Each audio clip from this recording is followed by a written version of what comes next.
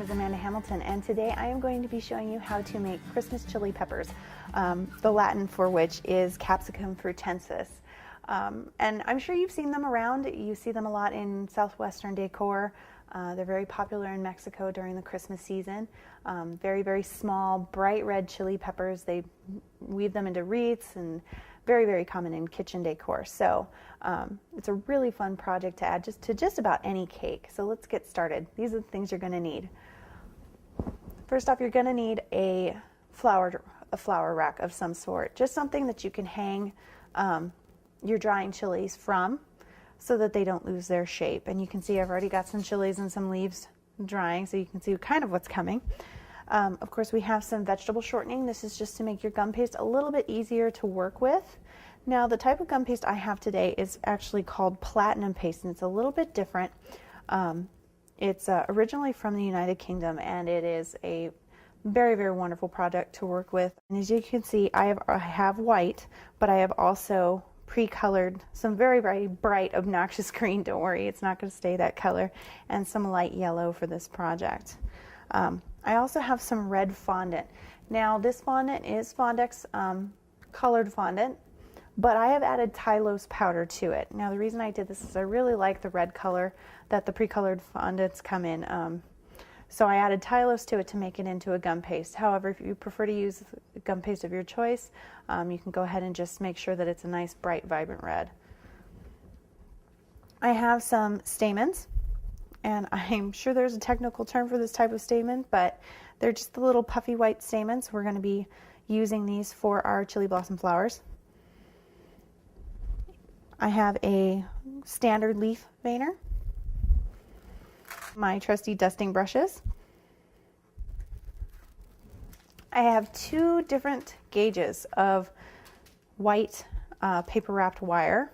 I have a 22 gauge and a 28 gauge. The 22 we will be using for our chili peppers, and the 28 we will be using for our leaves and our blossoms. I have some floral tape here. This is a nice dark green floral tape. Some wire cutters. Down in the front you can see just some kind of basic leaf shapes.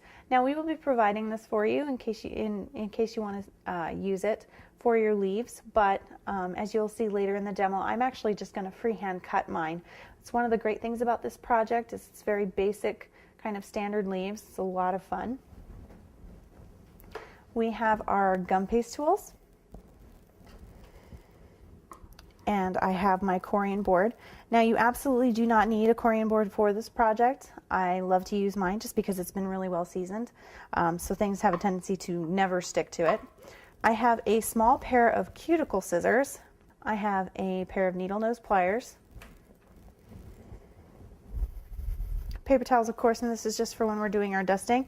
And then, as you can see, I have a ratty old foam mat, and this is what I use to do any sort of ruffling on my flower petals. I have my craft knife,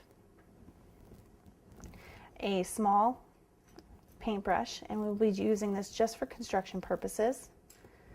I have a small palette knife,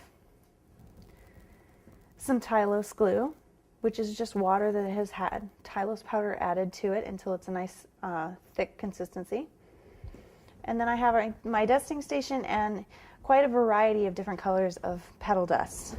I have a buttercup and a daffodil yellow, a flame orange, poppy red, and you can see I have a little bit of burgundy here as well.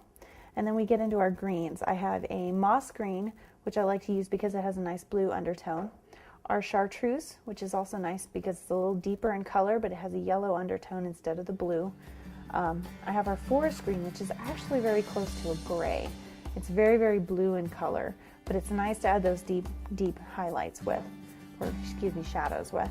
And then finally, I have our ivy green, which is the darkest of our colors, and we will be using all of those for our leaves. So now that you know what you're going to need, let's get started.